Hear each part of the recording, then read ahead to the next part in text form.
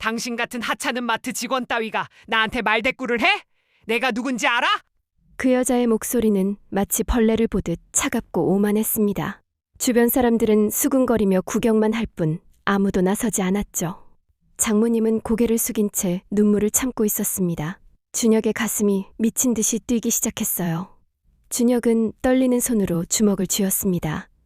방금 전까지 밝게 웃으며 손님들을 응대하던 장모님의 뺨이 새빨갛게 부어올라 있었죠.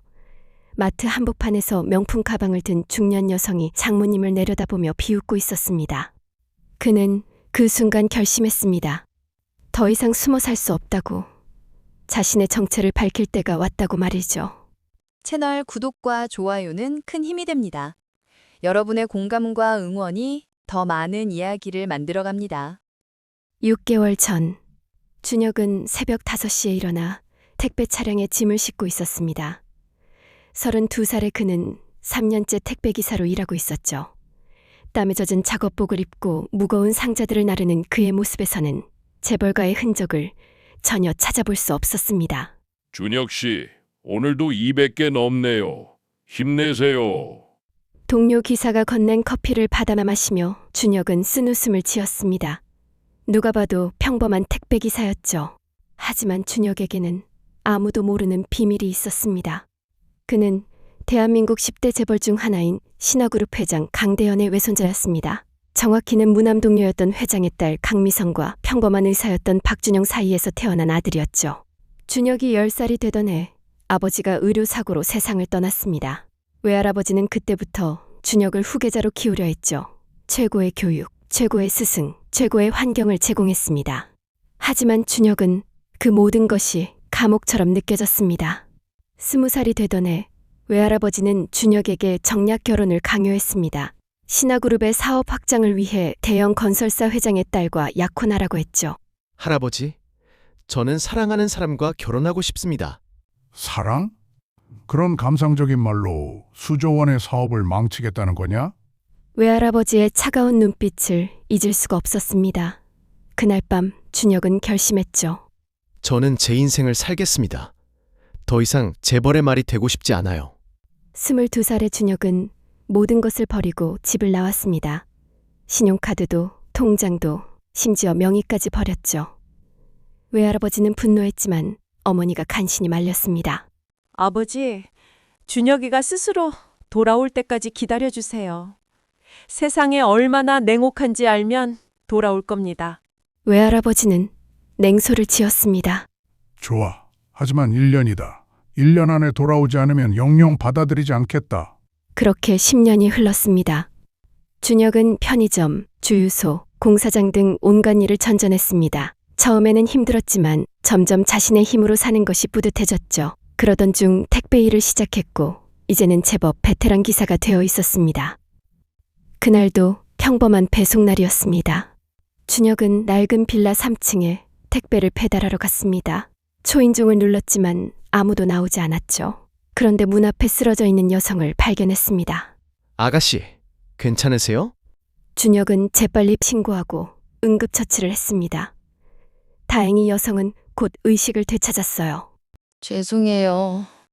제가 며칠을 못 먹어서.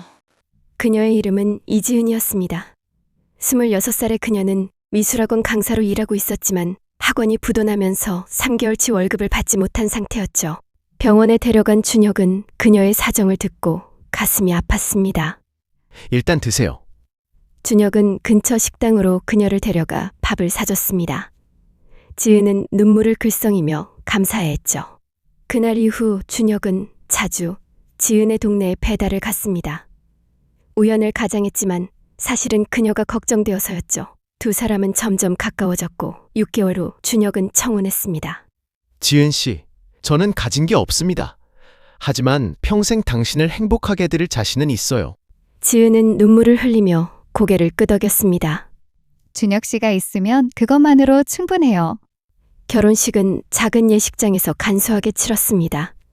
준혁 쪽은 친구 몇 명만 왔고 지은 쪽은 어머니와 친척 몇 분이 전부였죠. 장모님 최영숙은 마트에서 캐셔로 일하는 50대 중반의 여성이었습니다. 남편은 10년 전 교통사고로 세상을 떠났고 혼자 딸을 키우며 당뇨병을 앓고 있었죠. 우리 지은이 잘 부탁해. 이 아이가 어려서부터 얼마나 고생했는지. 장모님은 준혁의 손을 꼭 잡으며 눈물을 흘렸습니다. 준혁은 진심으로 대답했죠. 어머니, 제가 평생 지은이를 지키겠습니다. 그리고 어머니도 제 어머니처럼 모시겠습니다. 실제로 준혁은 장모님을 친어머니처럼 대했습니다.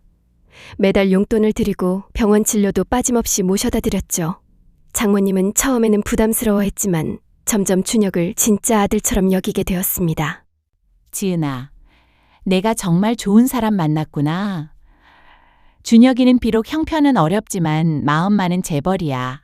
지은은 남편의 따뜻함에 매일 감사했습니다. 좁은 투룸에서의 신혼생활이었지만 두 사람은 행복했죠. 하지만 준혁에게는 아내에게도 말하지 못한 비밀이 있었습니다. 결혼 3개월째 되던 토요일 오후였습니다. 준혁은 이번 달 수입이 괜찮았기에 장모님께 드릴 용돈 봉투를 두툼하게 준비했죠. 여보, 나 잠깐 장모님께 다녀올게. 오늘 용돈 드리는 날이잖아. 오빠 고마워요. 엄마가 얼마나 좋아하실지 항상 미안해요. 무슨 소리야? 우리 어머니신데. 다녀올게. 준혁은 장모님이 일하시는 대형마트로 향했습니다. 토요일 오후라 손님이 많았죠. 멀리서 장모님이 계산대에서 밝게 웃으며 손님을 응대하는 모습이 보였습니다. 나중에 일 끝나고 같이 저녁이나 먹어야겠다. 준혁은 마트 한쪽에서 장모님의 일이 끝나기를 기다리고 있었습니다. 그때였습니다. 야, 이거 값이 왜 이래? 너희 마트 사기치는 거야? 귀를 찢을 듯한 날카로운 목소리가 들렸습니다. 준혁이 고개를 돌리니 명품 가방을 든 중년 여성이 계산대에서 소리를 지르고 있었죠. 그 계산대는 바로 장모님이 있는 곳이었습니다. 죄송합니다, 손님. 다시 한번 확인해 보겠습니다. 장모님은 공손하게 영수증을 확인했습니다. 하지만 가격에는 문제가 없었죠. 손님, 확인해 보니 가격이 정확합니다. 여기 전단지에도 나와 있는 가격이에요. 뭐? 지금 나한테 거짓말하는 거야? 내가 분명히 전단지에서 9,900원이라고 봤다고. 그 여성은 박서영이었습니다. 지역 유지이자 대형 병원을 운영하는 의사의 부인이었죠. 그녀는 자신의 지위를 내세워 늘 주변 사람들을 무시하고 다녔습니다. 손님, 9,900원은 다른 상품입니다. 이 상품은 원래 12,900원이에요. 여기 표시를 보시면 닥쳐. 내가 지금 나보고 잘못 봤다는 거야? 내가 안과 의사 부인이야. 내 눈을 의심하는 거야? 박서영의 목소리는 점점 커졌고 주변 손님들이 모여들기 시작했습니다. 장모님은 당황한 표정으로 정중하게 설명하려 했지만 박서영은 들으려 하지 않았죠. 점장 불러. 당장. 죄송합니다. 제가 점장님을 모셔오겠습니다. 장모님이 몸을 돌리려는 순간이었습니다. 박서영의 손이 장모님의 뺨을 후려쳤습니다. 감히 고객한테 말대꾸를 해? 당신 같은 하찮은 마트 직원 따위가? 시간이 멈춘 것 같았습니다. 장모님은 뺨을 감싸쥐고 그 자리에 얼어붙었습니다. 주변 손님들은 놀라서 숨을 죽였죠. 하지만 아무도 나서지 않았습니다. 준혁은 그 장면을 정확히 목격했습니다. 자신을 친아들처럼 대해주시던 장모님이 늘 웃음을 잃지 않으시던 그분이 고객에게 뺨을 맞고 서 있었습니다. 준혁의 몸이 저절로 움직였습니다. 잠깐만요. 준혁의 낮고 차분한 목소리가 마트 안에 울렸습니다. 모든 사람의 시선이 그에게로 쏠렸죠. 누구야 너는? 박서영이 준혁을 위아래로 훑어봤습니다. 낡은 점퍼에 택배기사처럼 보이는 그를 보고 코웃음을 쳤죠. 제가 누군지는 중요하지 않습니다. 중요한 건 손님께서 방금 폭행을 저질렀다는 겁니다. 뭐? 폭행? 이봐요. 당신이 뭔데 감히? 신고하겠습니다. 그리고 이곳 CCTV 영상을 경찰에 제출하겠습니다. 준혁은 담담하게 말했습니다. 하지만 그의 눈빛은 차갑게 빛나고 있었죠. 박서영은 당황했지만 곧 건방진 표정으로 바뀌었습니다. 웃기는 사람이네. 너 같은 게 나한테 신고를 해? 내가 누군지 알아? 내 남편이 이 지역에서 가장 큰 병원 원장이야. 경찰서장이랑 골프 치는 사이라고. 그래서요? 준혁의 태도는 전혀 흔들리지 않았습니다. 오히려 박서영이 당황하기 시작했죠. 준혁아. 장모님이 떨리는 목소리로 준혁을 불렀습니다. 눈가에는 눈물이 맺혀 있었어요. 어머니, 괜찮으세요? 일단 저쪽에 앉아 계세요. 준혁은 장모님을 부축해 직원 휴게실로 모셨습니다. 그리고 다시 박서영에게로 돌아왔죠. 이때 마트 점장이 급히 달려왔습니다.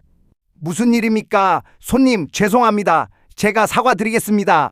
점장은 전형적인 의뢰 입장이었습니다. 손님이 갑이고 특히 박서영 같은 유력 인사는 더욱 조심해야 했죠. 점장님, 이 손님이 직원을 폭행했습니다. 신고해야 합니다. 준혁의 말에 점장의 얼굴이 새하얘졌습니다. 아니, 그건... 점장님, 설마 이 일을 덮으려고 하시는 건 아니겠죠? 그건 가해자 편을 드는 겁니다. 준혁의 눈빛에는 협상의 여지가 없었습니다. 점장은 진땀을 흘리며 박서영과 준혁 사이에서 갈팡질팡했죠. A씨, 재수없게. 알았어, 알았다고. 3만 원 줄 테니까 그냥 넘어가. 박서영이 지갑에서 돈을 꺼내 던졌습니다. 돈은 바닥에 흩어졌죠. 그 순간 준혁의 인내심이 끝났습니다. 손님, 돈으로 해결될 문제가 아닙니다. 당신은 사람의 얼굴을 때렸어요. 그것도 아무 잘못 없는 직원을. 아니, 이 사람이 진짜. 너 지금 나한테 말대꾸하는 거야? 너 같은 거지가? 박서영의 입에서 더러운 말들이 쏟아져 나왔습니다. 주변 손님들은 불편한 표정으로 고개를 돌렸지만 역시 아무도 나서지 않았죠. 준혁은 조용히 휴대폰을 꺼내 누군가에게 전화를 걸었습니다. 여보세요? 김 변호사님? 저 박준혁입니다. 오랜만이죠? 네, 급한 일이 있어서요. 변호사? 푸하하. 너 같은 게 무슨 변호사를 알아? 동네 법률사무소? 박서영은 비웃었습니다. 하지만 준혁의 다음 말에 그녀의 얼굴이 굳어졌죠. 김 변호사님, 이 자료들을 국세청과 보건복지부에 제보해 주세요. 제가 있는 위치로 바로 와주시겠습니까? 폭행 사건입니다. 네, 형사고소 준비하시고요. 그리고 민사 손해배상도 함께요. 아, 그리고 한 가지 더. 제 신원은 아직 밝히지 마세요. 네, 알겠습니다. 준혁이 전화를 끊자 박서영이 불안한 표정으로 물었습니다. 너 정말 변호사 불렀어? 30분 후면 오실 겁니다. 그때까지 기다리시죠. 준혁의 차분한 태도에 박서영은 점점 초조해졌습니다. 뭔가 이상했죠. 평범한 택배기사가 이렇게 당당할 리 없었습니다. 정확히 27분 후 마트 앞에 고급 세단이 멈춰섰습니다. 차에서 내린 사람은 40대 중반의 남성이었죠. 정장을 완벽하게 차려입은 그는 이 지역 최고의 법무법인 대표 변호사 김태훈이었습니다. 준혁 씨, 오랜만입니다. 김태훈은 준혁에게 공손하게 고개를 숙였습니다. 그 모습에 주변 사람들이 웅성거리기 시작했죠. 저 변호사 누구야? 김태훈 변호사 아냐? TV에서 봤어. 저 유명한 사람이잖아. 시간당 상담료가 100만 원이 넘는다던데. 박서영의 얼굴이 하얗게 질렸습니다. 저기 이건 오해예요. 제가. 부인, 제가 CCTV 영상을 확인했습니다. 명백한 폭행죄에 해당합니다. 그리고 증인도 다수 있고요. 김태훈 변호사는 차갑게 말했습니다. 그는 이미 마트 측의 협조를 받아 영상을 확보한 상태였죠. 제가 실수했어요. 순간 화가 나서 사과할게요. 박서영은 180도 태도가 바뀌었습니다. 하지만 준혁은 고개를 저었죠. 늦었습니다. 김 변호사님, 진행하세요. 알겠습니다. 일단 경찰에 고소장을 접수하고 피해자분의 진단서를 받아 민사소송도 준비하겠습니다. 잠깐만요. 제발요. 제가 정말 잘못했어요. 박서영은 울먹이기 시작했습니다. 하지만 준혁의 표정은 변하지 않았어요. 손님, 처음에 제대로 사과하셨으면 이렇게까지 안 됐을 겁니다. 하지만 당신은 돈으로 해결하려 했고 피해자를 무시했죠. 그 대가를 치르셔야 합니다. 그때 장모님이 휴게실에서 나왔습니다. 준혁아, 괜찮아. 그냥 넘어가자. 어머니, 안 됩니다. 이런 일이 또 반복되면 어떡해요? 이 사람은 반드시 처벌받아야 합니다. 준혁의 단호한 목소리에 장모님은 더 이상 말을 못했습니다. 사실 속으로는 고마웠죠. 평생 을로 살면서 참기만 했던 자신을 위해 누군가가 이렇게 나서주다니. 어머니, 제가 끝까지 책임지겠습니다. 이 사람은 반드시 법적 처벌을 받게 할 겁니다. 그날 밤 박서영은 경찰서에 출석했고 조사를 받았습니다. 명백한 폭행 사건이었기에 즉시 입건됐죠. 더 큰 문제는 소문이었습니다. 박서영의 폭행 사건은 순식간에 지역 사회에 퍼졌습니다. 특히 마트 CCTV 영상 일부가 온라인 커뮤니티에 올라가면서 난리가 났죠. 와, 저 여자 진짜 개념 없네. 저런 사람이 의사 부인이라고? 병원 가기 무섭겠다. 댓글은 순식간에 수천 개가 달렸습니다. 박서영의 신상이 털렸고 그녀의 남편이 운영하는 병원까지 여론의 문매를 맞았죠. 박서영의 남편 한진우는 이 지역에서 가장 큰 정형외과 의원을 운영하고 있었습니다. 하루 환자가 200명이 넘는 대형 병원이었죠. 하지만 아내의 사건 이후 환자가 급격히 줄기 시작했습니다. 원장님, 오늘 예약 취소가 30건 넘습니다. 내일 예약도 절반 이상이 취소됐어요. 직원들의 보고에 한진우는 머리를 싸맸습니다. 더 큰 문제는 병원 앞에 시위를 나온 시민단체였죠. 갑질 의사 OUT, 갑질 병원 폐업하라. 피켓을 든 사람들이 병원 앞을 메웠습니다. 한진우는 급히 아내에게 전화했죠. 당신 때문에 병원이 망하게 생겼소. 당장 사과문 발표하시오. 박서영은 마지못해 사과문을 냈습니다. 하지만 이미 늦었죠. 여론은 쉽게 진정되지 않았습니다. 준혁은 표면적으로는 조용히 지내는 것처럼 보였습니다. 하지만 실제로는 면밀하게 계획을 세우고 있었죠. 그는 김태훈 변호사를 통해 박서영과 한진우에 대한 모든 정보를 수집했습니다. 그리고 놀라운 사실들을 발견했죠. 한진우의 정형외과 의원은 보험 사기 의혹이 있었습니다. 필요 없는 물리치료를 과다하게 청구하고 실제로는 하지 않은 시술을 했다고 보험 청구를 한 정황이 있었죠. 또한 박서영은 지역 자선단체의 회장이었는데 기부금을 횡령한 의혹도 있었습니다. 흥미롭군요. 준혁은 자료를 보며 쓴웃음을 지었습니다. 겉으로는 멀쩡한 사회 유지 행세를 하면서 뒤로는 온갖 비리를 저지르고 있었던 겁니다. 김 변호사님, 이 자료들을 국세청과 보건복지부에 제보해 주세요. 알겠습니다. 그런데 제가 여쭤봐도 될까요? 피해자가 누구길래 이런 부탁을 하시는 겁니까? 김태우는 조심스럽게 물었습니다. 그는 10년 전 준혁이 재벌가를 떠날 때부터 알고 지낸 사이였죠. 당시 준혁의 법률 문제를 처리해줬고 그 후로도 가끔 연락을 주고받았습니다. 변호사님, 사실 피해자는 제 장모님입니다. 평생 을로 살아오셨습니다. 늘 고개 숙이고 참고 미안하다고 말씀하시면서요. 그런 분이 손님한테 뺨을 맞았는데 제가 가만히 있을 수 있겠습니까? 준혁의 목소리는 차분했지만 그 안에는 단단한 결심이 담겨 있었습니다. 더군다나 저 사람들은 진심으로 반성하지 않습니다. 들킬까봐 두려워할 뿐이죠. 그런 사람들에게는 확실한 교훈이 필요합니다. 장모님이요? 그럼 결혼을 알겠습니다. 제가 철저히 조사하겠습니다. 일주일 후 한진우의 병원에 국세청 조사관들이 들이닥쳤습니다. 세무조사입니다. 협조 부탁드립니다. 조사관들은 병원의 모든 회계 자료를 압수했습니다. 한진우는 식은땀을 흘렸죠. 뭐 때문에 갑자기 세무조사를? 익명의 제보가 들어왔습니다. 보험 사기 의혹이 있다고 하더군요. 조사는 한 달 동안 철저히 진행됐습니다. 그리고 결과는 충격적이었죠. 한진우는 지난 3년간 약 5억 원의 보험금을 부정 청구한 것으로 드러났습니다.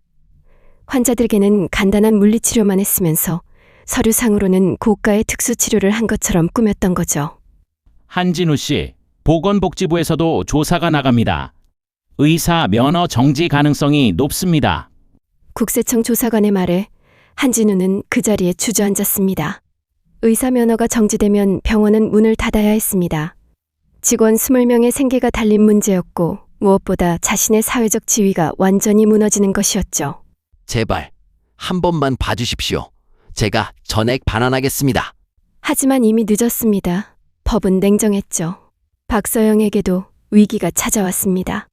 그녀가 회장으로 있던 아름다운 나눔 자선단체에 대한 감사가 시작된 겁니다.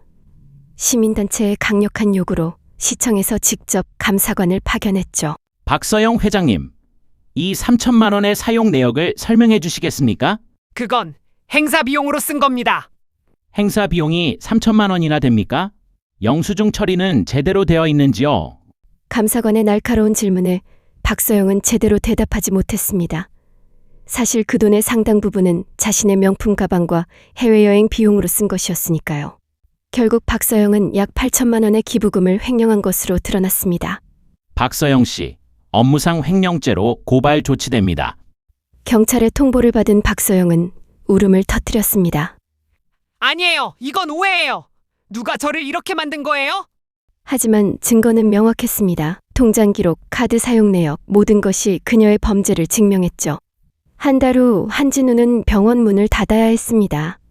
의사면허 정지 1년이라는 중징계를 받았고 보험 사기 혐의로 재판을 앞두고 있었죠.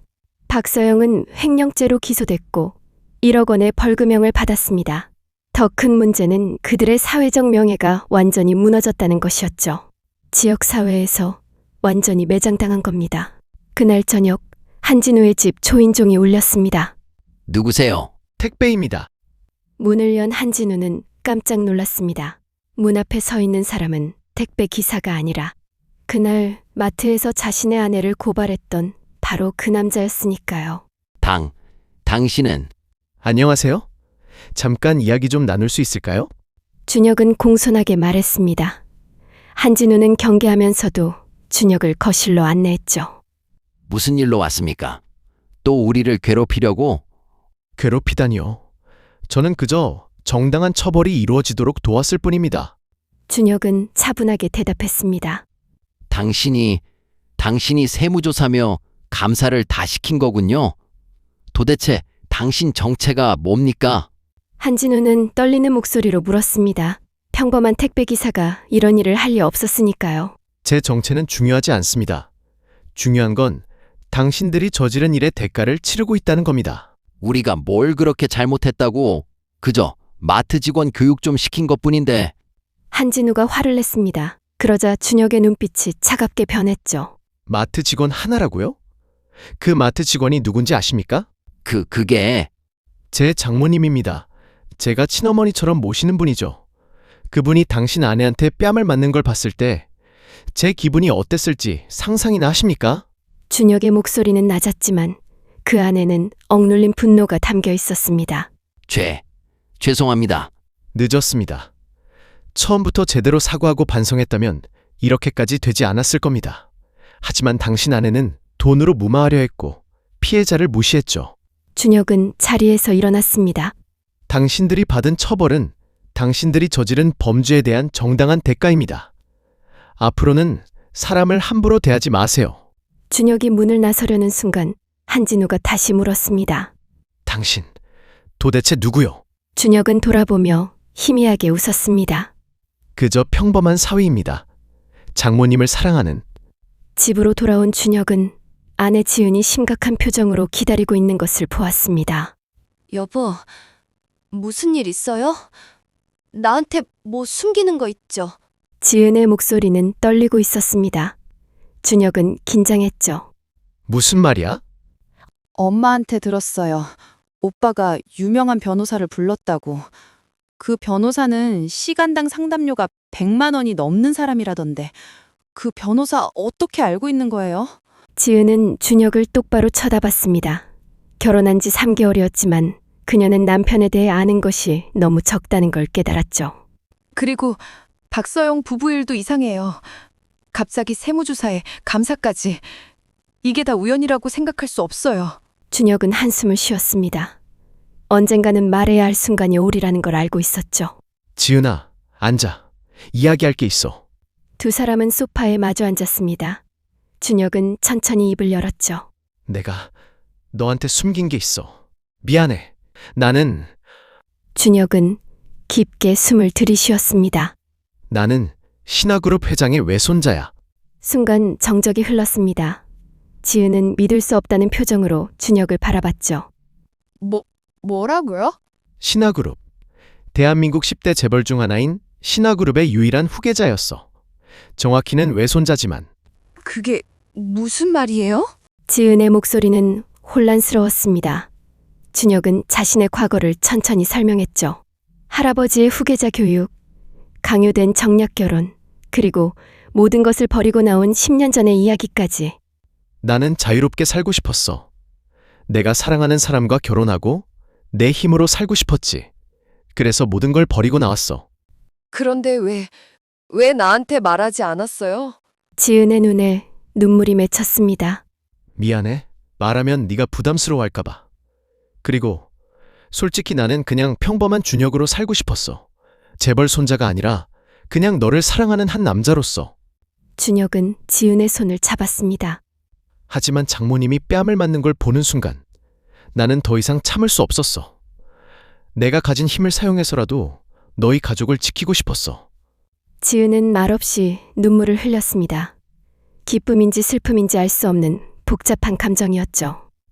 두 사람은 한동안 말없이 서로를 껴안았습니다. 다음 날 준혁과 지은은 장모님을 집으로 모셨습니다.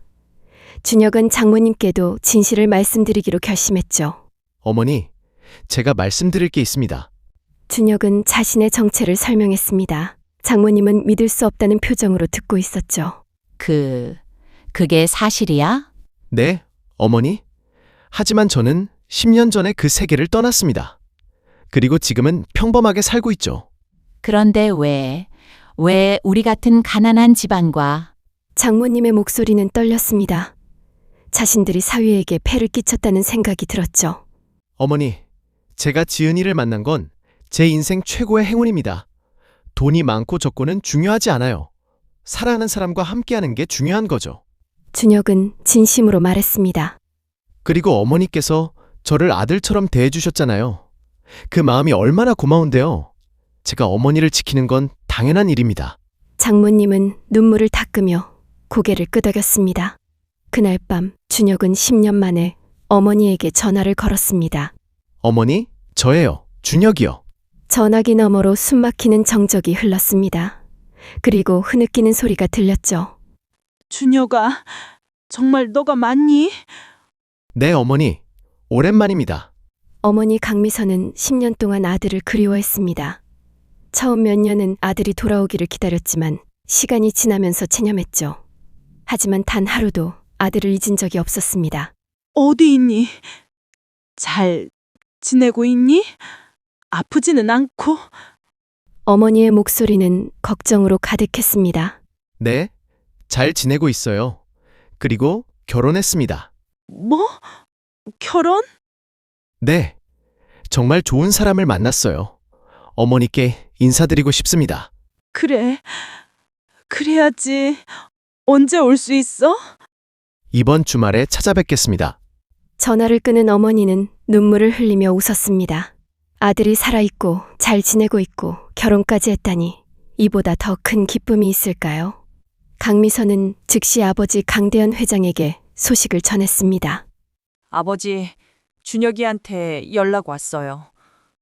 뭐라고? 강대현 회장은 10년 만에 듣는 손자 소식에 놀랐습니다. 하지만 곧 표정을 굳혔죠. 그놈이 이제야 굴복하고 돌아온다는 거냐? 아버지, 준혁이는 돌아오는 게 아니에요. 그저 인사드리러 온다는 겁니다. 그리고 결혼했대요. 결혼? 허락도 없이? 강대현 회장의 목소리는 차갑게 식었습니다. 어떤 여자냐? 어디 집안 딸이야? 아니요. 평범한 집안의 딸이에요. 강대현 회장은 분노했습니다. 자신의 유일한 후계자가 평범한 여자와 결혼했다니. 절대 인정 못한다. 당장 이혼하라고 해. 아버지, 준혁이는 이미 성인이고 자기 인생을 살고 있어요. 우리가 간섭할 수 없어요. 준혁이의 인생을 존중해 주세요. 강미선은 단호하게 말했습니다. 10년 전에는 아버지 편을 들었지만 이제는 달랐죠. 아들을 잃는 고통을 겪은 후 그녀는 깨달았습니다. 가족이 가장 중요하다는 것을. 나는 준혁이 편이에요. 아버지가 반대하시든 말든 나는 내 며느리로 받아들일 거예요. 강대현 회장은 딸의 단호한 태도에 말문이 막혔습니다. 주말이 되었습니다. 준혁은 지은과 장모님을 데리고 어머니가 있는 저택으로 향했죠. 차 안에서 지은은 긴장한 표정이었습니다. 오빠 어머님이 나를 싫어하시면 어떡해요? 걱정 마.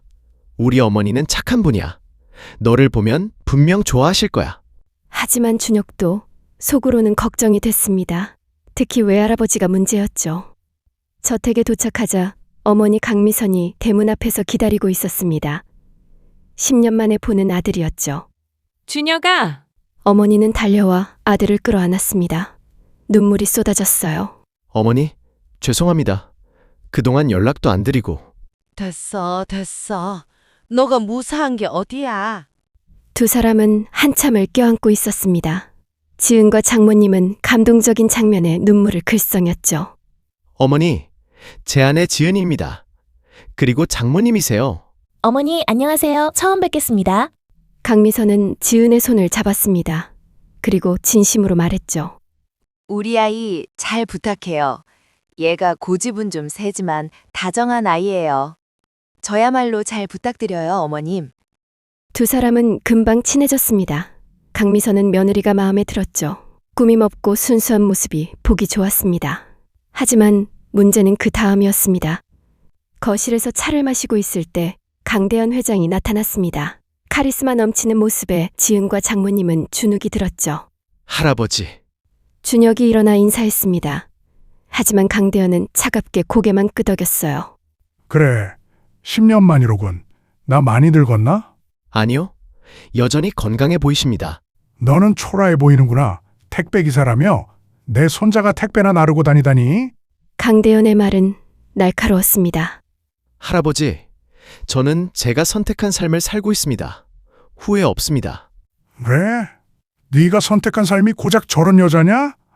강대현은 지은을 쳐다봤습니다. 마치 물건을 보듯 차가운 눈빛이었죠. 할아버지, 지은이는 제 아내입니다. 함부로 말씀하지 마세요. 준혁의 목소리는 단호했습니다. 허, 감히 나한테 대들어? 네가 지금 누구 앞에 서 있는지 알아? 압니다. 하지만 할아버지라도 제 아내를 무시하는 건 용납할 수 없습니다. 긴장감이 흘렀습니다. 강미선이 급히 나섰죠. 아버지, 며느리는 정말 좋은 아이예요. 한번 이야기해 보세요. 좋은 아이? 재벌가와 어울릴 수 있는 아이냐? 강대현의 말에 장모님이 일어났습니다. 회장님, 저희가 가난한 건 사실입니다.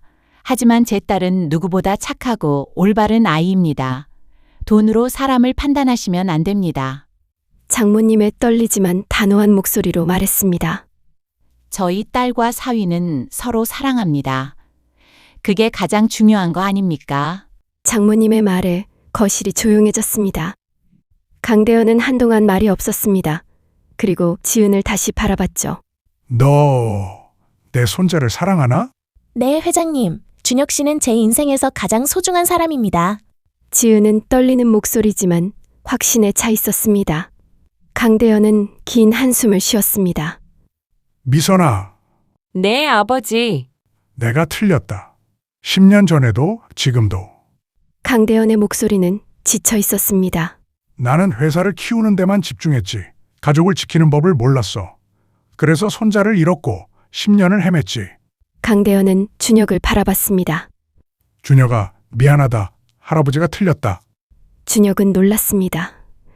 절대 사과하지 않을 것 같던 할아버지가 사과하고 있었죠. 네가 선택한 삶을 존중하마. 강대현은 지은에게로 다가갔습니다. 미안하구나. 할아버지가 무례했다. 10년 동안 연락도 안 한 손자놈이 괘씸해서 심술 좀 부려봤어. 우리 준혁이 잘 부탁한다. 지은은 눈물을 흘리며 고개를 숙였습니다. 그날 10년 만에 가족이 다시 모였습니다. 외할아버지와 화해한 후 준혁은 고민에 빠졌습니다. 지은아, 너한테 물어볼 게 있어. 뭔데요, 오빠? 나 신화그룹으로 돌아가는 거 어떻게 생각해? 준혁의 질문에 지은은 놀랐습니다. 오빠가 원하는 거예요? 모르겠어. 할아버지가 많이 늙으셨더라? 이제 75이신데 계속 일만 하고 계시지. 후계자가 필요해. 준혁은 솔직했습니다. 하지만 나는 재벌의 삶이 싫었어. 자유가 없고 늘 감시받고 사람들이 내 재산만 보지 나를 보지 않았거든. 지은은 남편의 손을 잡았습니다. 오빠, 내 생각을 말해도 될까요? 응, 말해봐. 오빠는 10년 동안 자유롭게 살았어요. 그리고 그 시간이 오빠를 더 좋은 사람으로 만들었죠. 예전에 오빠였다면 마트에서 일하는 장모를 이해하지 못했을 거예요. 지은의 말은 전곡을 찔렀습니다. 맞아. 나는 10년 전에는 보통의 삶을 몰랐어. 아니, 알려고도 하지 않았지. 그런 오빠가 이제는 달라졌잖아요. 사람들의 고통을 이해하고 약자를 지킬 줄 알게 됐어요. 지은은 남편을 따뜻하게 바라봤습니다. 그런 오빠라면 신화그룹을 더 좋은 회사로 만들 수 있을 거예요. 직원들을 존중하고 사회에 기여하는 회사로요. 준혁은 아내의 말을 곱씹었습니다. 그리고 깨달았죠. 너 말이 맞아. 내가 도망쳤던 건 재벌이라는 위치가 싫었던 게 아니라 그 권력을 남용하는 사람들이 싫었던 거야. 그럼 오빠가 직접 바꾸면 되잖아요. 오빠는 이미 10년 동안 서민의 삶을 살았어요.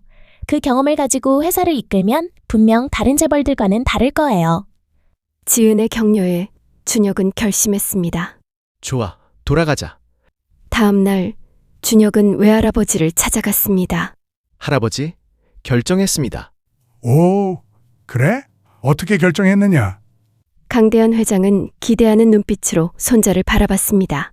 신화그룹으로 돌아가겠습니다. 하지만 조건이 있습니다. 조건? 말해보거라.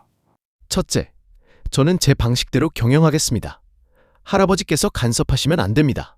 강대현은 눈썹을 치켜 올렸지만 고개를 끄덕였습니다. 둘째, 신화그룹의 근로조건을 개선하겠습니다. 최저임금 인상, 복지 확대, 비정규직 정규직 전환 등을 추진하겠습니다. 그건 비용이 너무 많이 들지 않겠느냐?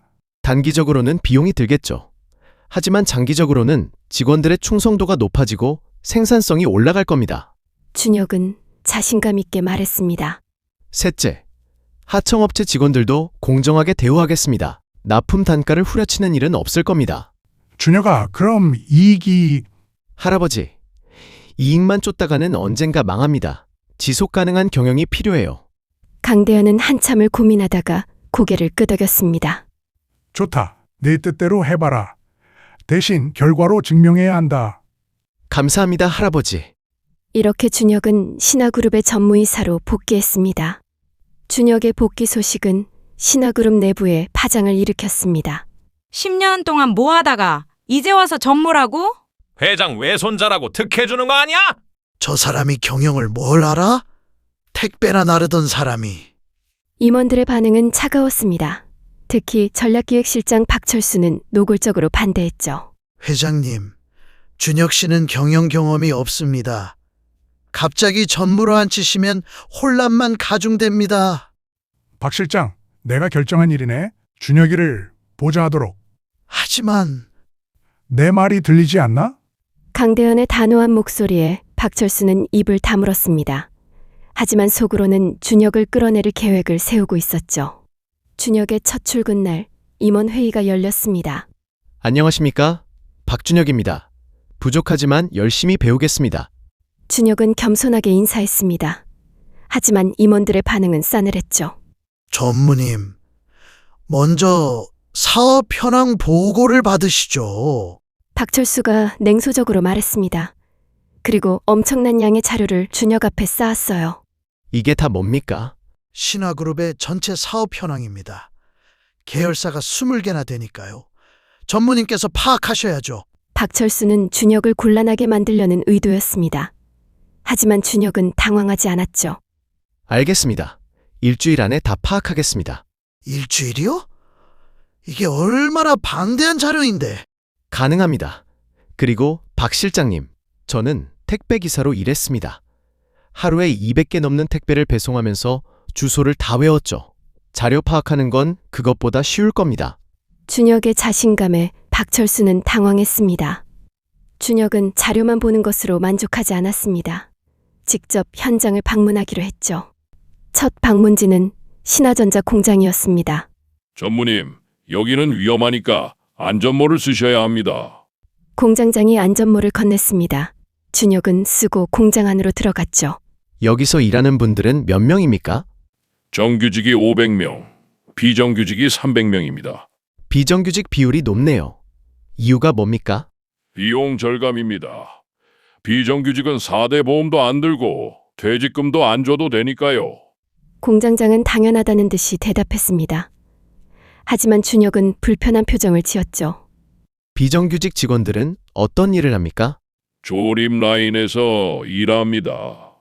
정규직과 똑같은 일을 하죠. 똑같은 일을 하는데 왜 처우가 다릅니까? 그게 회사 방침이라서. 준혁은 직접 조립 라인으로 갔습니다. 그곳에서 일하는 직원들은 대부분 중년 여성들이었죠. 안녕하세요. 잠깐 이야기 좀 나눠도 될까요? 준혁이 말을 걸자 직원들은 놀랐습니다. 임원이 직접 말을 거는 경우는 거의 없었으니까요. 여기서 일하신 지 얼마나 되셨어요? 5년 됐습니다. 5년이나 되셨으면 숙련공이시네요. 그런데 아직도 비정규직이세요? 네, 회사에서 정규직 전환을 안 해줘서요. 여성의 목소리는 체념이 담겨 있었습니다. 월급은 얼마나 받으세요? 180만 원입니다. 4대 보험도 없고 연차도 없어요. 준혁은 가슴이 아팠습니다. 5년이나 일했는데 월급이 180만 원이라니. 알겠습니다. 제가 개선하겠습니다. 네? 정말요? 여성은 믿을 수 없다는 표정이었습니다. 네, 약속드립니다. 준혁은 공장 방문 후 즉시 임원회의를 소집했습니다. 비정규직을 모두 정규직으로 전환하겠습니다. 준혁의 선언에 회의실이 술렁였습니다. 전무님, 그럼 인건비가 연간 50억 원 이상 증가합니다. 재무도 담당 임원이 반대했습니다. 압니다. 하지만 해야 합니다. 같은 일을 하는데 차별하는 건 옳지 않습니다. 하지만 다른 기업들도 다 이렇게 하고 있습니다. 다른 기업들이 하니까 우리도 해야 한다는 건 변명입니다. 신화그룹이 먼저 바꾸면 됩니다. 준혁은 단호했습니다. 그리고 최저임금도 상향 조정하겠습니다. 법정 최저임금보다 20% 높게 책정하겠습니다. 전무님, 그럼 중소협력업체들은 어떻게 합니까? 그들도 인건비를 올려야 하는데 감당할 수 있겠습니까? 그래서 협력업체 납품 단가도 인상하겠습니다. 뭐라고요? 박철수가 벌떡 일어났습니다. 그럼 우리 수익은 어떻게 합니까? 주주들이 가만히 있지 않을 겁니다. 박 실장님, 단기 수익만 생각하시면 안 됩니다. 직원들이 행복해야 회사가 성장합니다. 이상론입니다. 비즈니스는 현실입니다. 박철수는 목소리를 높였습니다. 하지만 준혁은 흔들리지 않았죠. 회장님께서 저를 신임하셨습니다. 제 방식대로 하겠습니다. 반대하시는 분은 나가셔도 됩니다. 회의실에 긴장감이 흘렀습니다. 박철수는 분한 표정으로 자리에 앉았죠. 좋습니다. 3개월 후에 결과를 보여드리겠습니다. 만약 제가 실패하면 전무직을 내놓겠습니다. 준혁의 선언에 임원들은 숨을 죽였습니다. 준혁은 약속대로 개혁을 추진했습니다. 먼저 비정규직 300명을 정규직으로 전환했습니다. 직원들은 믿을 수 없어 했죠. 정말로 정규직이 된 겁니까? 네, 지금부터 4대 보험 가입되고 퇴직금도 적립됩니다. 인사팀 직원의 말에 한 중년 여성이 눈물을 흘렸습니다. 감사합니다. 정말 감사합니다. 5년 동안 언제 잘릴지 몰라서 불안했는데. 준혁은 그 장면을 지켜보며 보람을 느꼈습니다. 다음으로 협력업체들을 불러 모았습니다. 앞으로 납품 단가를 15% 인상하겠습니다. 전무님, 농담이시죠? 보통은 단가를 깎는데. 농담 아닙니다. 대신 조건이 있습니다. 협력업체 직원들의 처우도 개선해 주셔야 합니다. 아, 그렇군요. 알겠습니다. 협력업체 사장들은 기뻐했습니다. 대기업이 먼저 손을 내밀다니 상상도 못한 일이었죠. 하지만 문제는 역시 수익이었습니다. 1개월 차 영업이익이 전년 대비 30% 감소했습니다. 2개월 차 영업이익이 전년 대비 25% 감소했습니다. 임원들은 준혁을 비난하기 시작했습니다. 봐라, 내가 뭘 했어. 이상론으로는 안 된다니까? 박철수는 득의양양했습니다.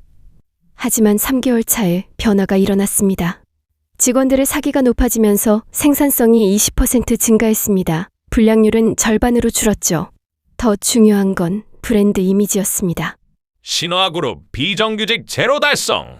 직원을 존중하는 기업 신화그룹. 언론에 긍정적인 보도가 쏟아졌습니다. 소비자들은 신화그룹 제품을 선호하기 시작했죠. 신화그룹 제품 사야지. 직원들 잘 대우하는 회사잖아. 주변에 다들 신화그룹 들어가고 싶어서 난리야. 매출이 급증하기 시작했습니다. 3개월 말 영업이익은 전년 대비 5% 증가했습니다. 이게 어떻게 된 겁니까? 박철수는 믿을 수 없다는 표정이었습니다. 간단합니다.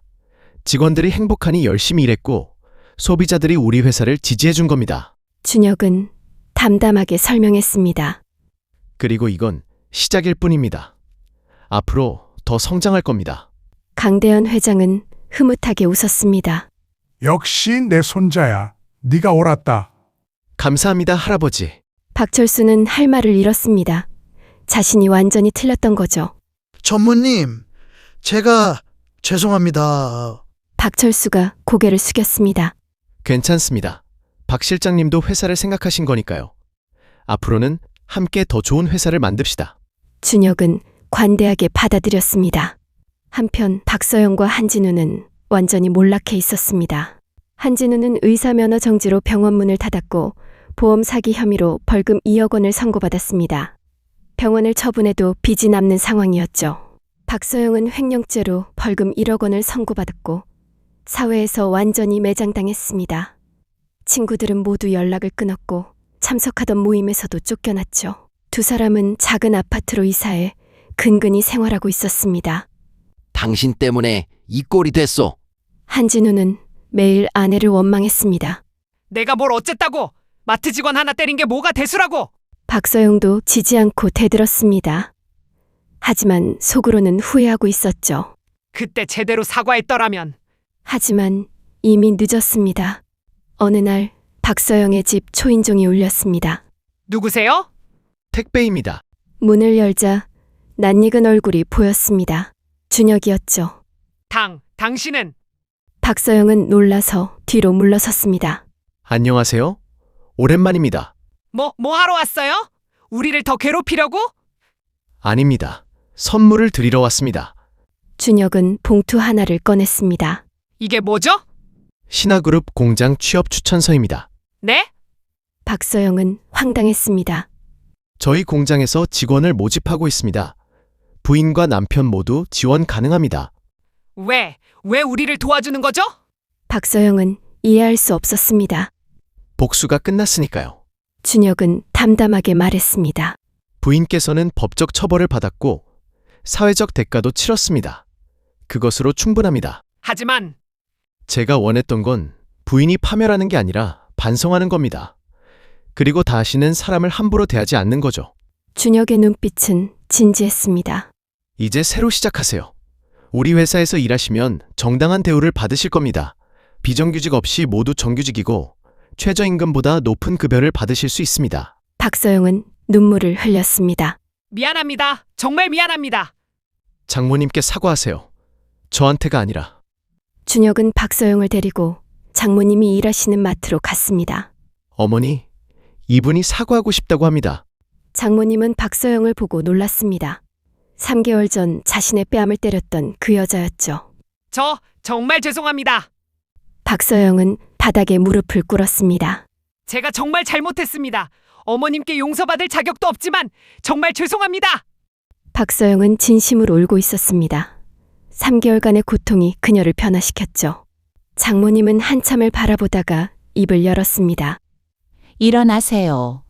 어머님! 다 지나간 일입니다. 저도 이제 괜찮아요. 장모님은 박서영을 일으켜 세웠습니다.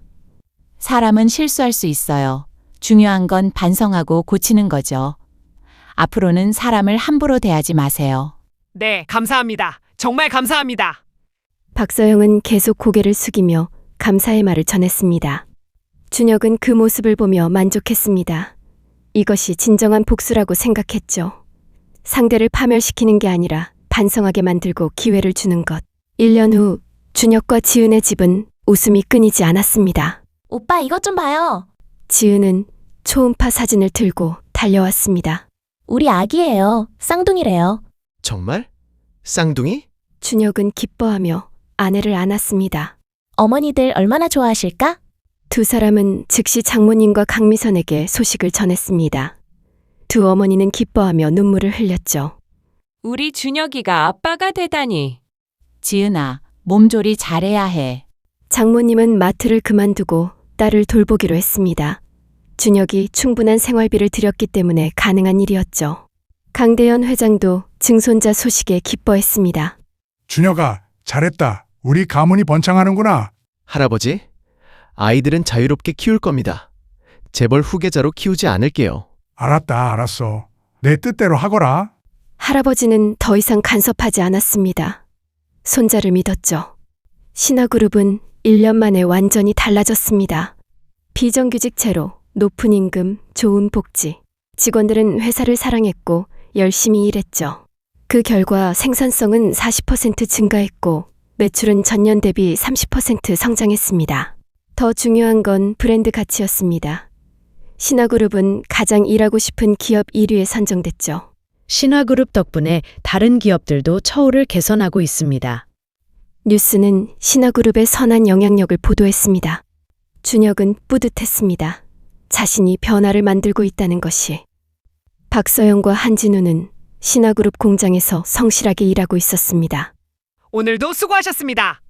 퇴근길에 동료들과 인사를 나누는 박서영의 모습은 1년 전과 완전히 달랐습니다. 당신, 오늘 저녁은 내가 만들게. 오, 고마워요. 두 사람은 검소하지만 행복하게 살고 있었습니다. 명품 가방도 해외여행도 없었지만 진짜 행복을 알게 됐죠. 여보, 우리 예전에는 정말 잘못 살았던 것 같아요. 맞아요. 돈과 권력에만 매달려서 정작 중요한 걸 놓쳤죠. 지금이 더 행복해요. 비록 가난하지만. 두 사람은 웃으며 손을 잡았습니다. 어느 날 박서영은 마트에서 장모님을 우연히 만났습니다. 어머님! 아, 박서영 씨, 어떻게 지내세요? 덕분에 잘 지내고 있습니다. 어머님은요? 저도 잘 지내요. 딸이 임신해서 돌보느라 바빠요. 축하드려요. 두 사람은 자연스럽게 대화를 나눴습니다. 더 이상 갑과 을의 관계가 아니었죠. 평범한 이웃으로서. 어느 저녁, 준혁은 아내와 함께 소파에 앉아 있었습니다. 여보, 우리 지난 1년 동안 정말 많은 일이 있었지? 그러게, 마치 영화 같아. 지은은 남편의 어깨에 기댔습니다. 그날 밤 준혁은 창밖을 바라보며 생각했습니다. 5년 전 장모님이 뺨 맞는 걸 본 그날. 그날이 내 인생의 전환점이었어. 만약 그날 참고 넘어갔다면? 준혁은 여전히 평범한 택배기사로 살고 있었을 겁니다. 아니, 그것도 나쁘지 않았을 거예요. 하지만 지금처럼 많은 사람들을 도울 수는 없었겠죠. 결국 복수는 상대를 파멸시키는 게 아니라 변화시키는 거였어. 준혁은 박서영을 떠올렸습니다. 그녀는 이제 완전히 다른 사람이 되어 행복하게 살고 있습니다. 그리고 나도 변했어. 재벌이라는 이유로 도망쳤던 내가 이제는 재벌의 힘으로 세상을 바꾸고 있으니까. 준혁은 미소를 지었습니다. 오빠, 뭐 생각해요? 지은이 다가왔습니다. 아무것도. 그냥 행복하다고 생각했어. 나도 행복해요. 두 사람은 창밖의 야경을 바라보며 서로를 껴안았습니다.